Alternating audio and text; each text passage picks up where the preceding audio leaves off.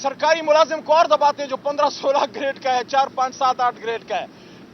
आम जो आपका बिजनेसमैन तबका है जो करियाना स्टोर में बैठा है उसको आप दबाई जाओ, लेकिन जिसकी मोटी गर्दन है और खासकर जिसमें सरिया फिट हो उससे आप 440 वोल्ट बिल्ली से इतना नहीं डरते जितना आप उस अशराफिया से डरते हो। फिर आप कहते हो हमने अवामी बजट बनाया। खुद आपके वजीर आजम फॉर्म 47 वाले कौमी असम्बली में कहते हैं कि ये तो IMF का बजट है। पहले तो कोई लेपा पोती होती थी, कोई शर्म हया होती थी, बंदा कोई कहता था, कोई बात करता था, कोई बहाना बनाता था। अब खुलम खुला कहते हैं कि ये तो IMF का बजट है। तो इन हालात में पाकिस्तानियों आपसे पूछ रहा हूं, 2 साल से तो इमरान खान जेल में है, फिर आपकी क्या हालत बदली, आपकी जिंदगी बदली। वो आदमी तो कोरोना में निकला हुआ था, जब दुनिया में कोरोना में बिजनेस बंद था, हमारा 3 की GDP से मुल्क चल रहा था। वो उसको मजदूर की फिक्र थी, उसको गरीब की फिक्र थी, गरीब के साथ बैठ के वो उसके साथ जमीन पर बैठ के खाना खाता था।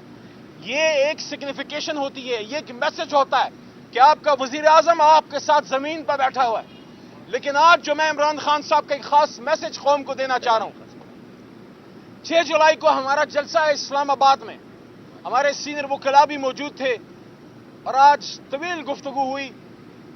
खान साहब से मैंने पूछा कि खान साहब इस जलसे के लिए पाकिस्तानियों, खान साहब से मैंने पूछा कि 6 जुलाई के इस्लामाबाद जलसे के लिए आपका पाकिस्तानियों के लिए, अपनी कौम के लिए और खासकर अपने वर्कर्स, तहरीक इंसाफ के टाइगर्स और टाइग्रेसेस के लिए, कारकुनान के लिए क्या मैसेज है।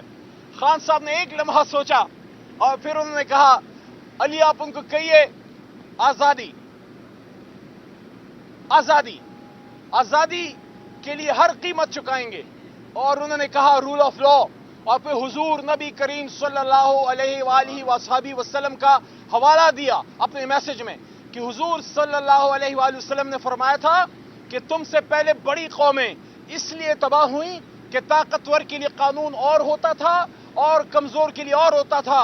तो खान साहब ने मुझे कहा कि अली पाकिस्तानियों को कहो कि हमारी स्ट्रगल रूल ऑफ लॉ की है कि ताकतवर को कानून के नीचे लाएं। तो 6 जुलाई के जलसे के लिए इमरान खान का मैसेज है कि ये जुलाई हकीकी आजादी के लिए है, ये जलसा 6 जुलाई का, और साथ साथ हमारी स्ट्रगल कानून की हुक्मरानी के लिए है, रूल ऑफ लॉ के लिए है, जहां ताकतवर और कमजोर कानून के सामने बराबर होंगे। जिस तरह हजरत उमर फारूक रज़ी अल्लाह ताला अन्हु फारूक आजम ने फरमाया था, और अक्सर अदालतों में लगा होता है कि मेरे लिए सबसे ताकतवर सबसे कमजोर है और सबसे कमजोर सबसे ताकतवर है। अल्लाह ताला हमें उन बड़ी हस्तियों के नक्श कदम पे चलाए जिनकी बात इमरान खान करता था, जिसको आपने आज जेल में डाला। वो वजीर आजम की कुर्सी पे बैठ के कौम को एड्रेस करते हुए कहता था कि पाकिस्तानियों, नौजवानों, आप हुजूर सल्लल्लाहु अलैहि वसल्लम को आप फॉलो करो, उनकी सीरत को फॉलो करो।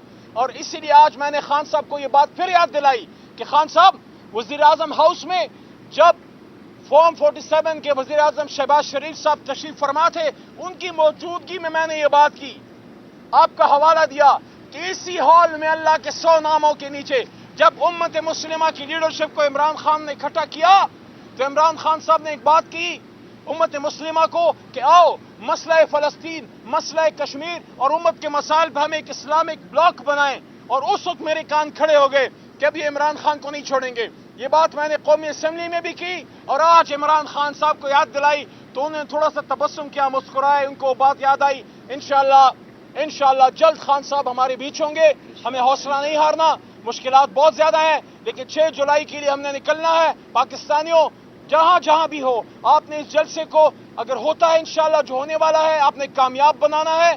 केसेस के फैसले करीब हैं, हम पर उम्मीद है कि इद्दत का केस नजदीक है, उसका फैसला नजदीक है। आज रिजर्व सीट का केस भी सुप्रीम कोर्ट में सुना गया। लगता है 1 या 2 पेशियों में अल्लाह के करम से, अल्लाह के हुक्म से एक इंसाफ पे मबनी फैसला आएगा पाकिस्तान की सबसे बड़ी अदालत से। कादिर ट्रस्ट केस भी नजदीक है और अल्हम्दुलिल्लाह सद अल्हम्दुलिल्लाह इमरान खान साहब ने कोई करप्शन नहीं की, उनने कोई जुल्म नहीं किया, कोई प्रॉपर्टियां नहीं बनाई, कोई पाकिस्तान से बाहर असासे नहीं बनाए। ले दे के उनके पास क्या मिला? इद्दत केस। 1500 साल में जिना पे सजा सुनी थी लेकिन निकाह पे सजा नहीं सुनी, जो ये फस्ताई और जालिम हुकूमत कर रही है कि निकाह पे सजा देना चाह रहे हैं। इंशाअल्लाह उनको अपने इन मजमूम और काबिल शर्म جو ان کے مقاصد ہیں، جو ان کے عزائم ہیں، ان میں ناکامی ہوگی۔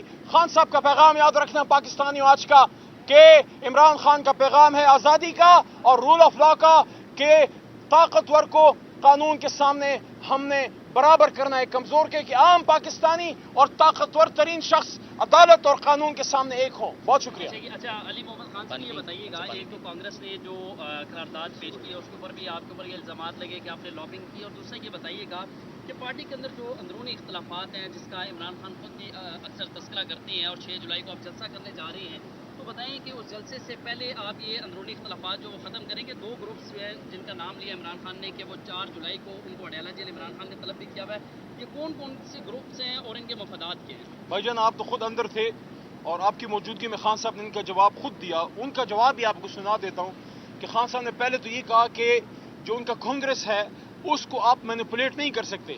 خان صاحب کے الفاظ تھے کہ وہاں اسرائیلی لابی سب سے مضبوط ہے، وہ بھی نہیں کر سکتی، تو ہم نے کدھر سے کر دیا؟ وہ تو خان صاحب تو جیل میں پڑے ہوئے ہیں۔